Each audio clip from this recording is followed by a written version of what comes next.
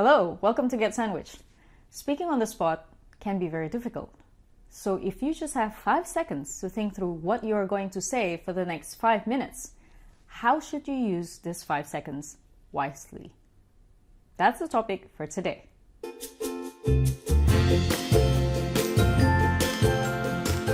Speaking on the spot is really difficult, and this is why people who are very used to speaking in front of TV still make mistakes.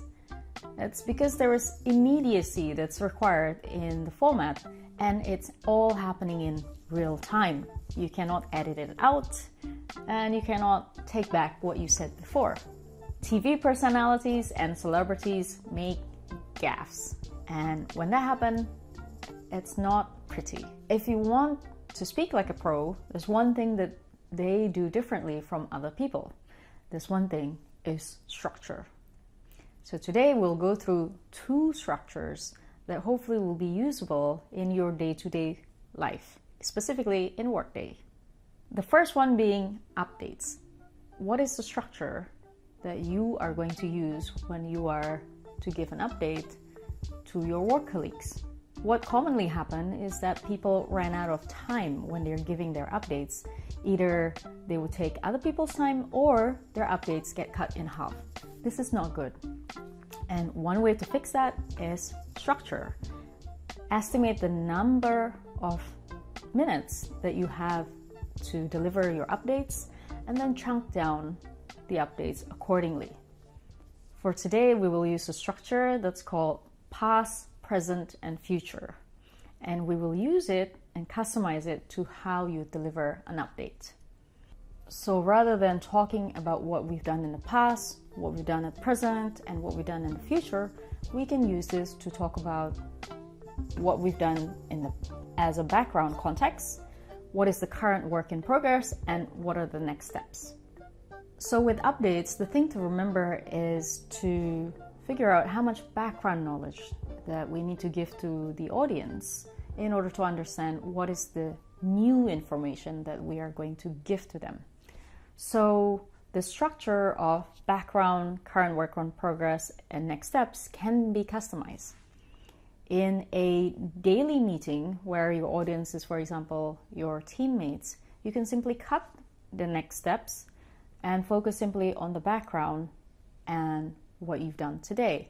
It could just be that it's 50% on the background and 50% on what you've done today. It's very similar to what you've done yesterday and what you've done today. However, for updates that are happening a lot less frequently and let's say involves a lot more people, the proportion can be different. So if you are a project leader where you are going to do an upgrade of all of the plumbing system in a hospital and you're doing a quarterly update of how the project is going to about 100 people, then it would make sense to always have quite a large amount of background that would contain the history of how the project has been so far, and then have what are the current work in progress items, and of course put what is next in the agenda. If you have 1 hour of timing, you'd spend at least the first 20 to 30% in the background, and then the 50% could be on the current work in progress that is happening, the new information that you have to give to your audience, and then at the very end you conclude with these are the next steps that you are going to do for the next quarter. So as you can see, the proportion of the background, the current work in progress, and the next step changes based on whether the audience is regular to your updates as well as the frequency of your updates. The second type of structure that we could go through is the decision-making meetings. Now, these type of meetings are very common, and if you don't really do any outlining of the structure and put timing in each of the sections, it could easily turn into something else. And considering that the purpose of a decision-making meeting is to ensure that some decisions will be made, failure to put the structure in place and follow it through means that some important decision will not be able to be made. So for a decision-making meeting, the structure actually follows a problem persuasive type structure. So in this case, we have the problem, the cause, the solution, and then the call to action. So for this example, let's say you'd like to decide to move to a new office. You can say something like, the problem is that people cannot really concentrate in their job. Their productivity has decreased.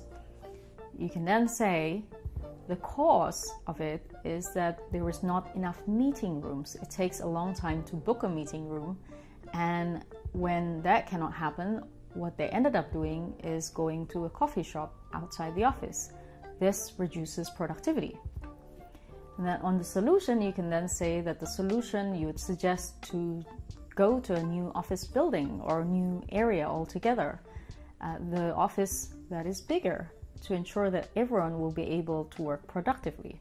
And you can end with a call to action, that is, please decide to do this, because then you would be able to move forward in your project. Notice that the solution itself correlates heavily to the cause, not the problem. So in this way, you'd spend more time on talking about the cause and the solution, rather than, if you make no outline, what commonly happens is that you'd end up talking too much on the problem at the very beginning and not enough time to go through the meat of the meeting itself.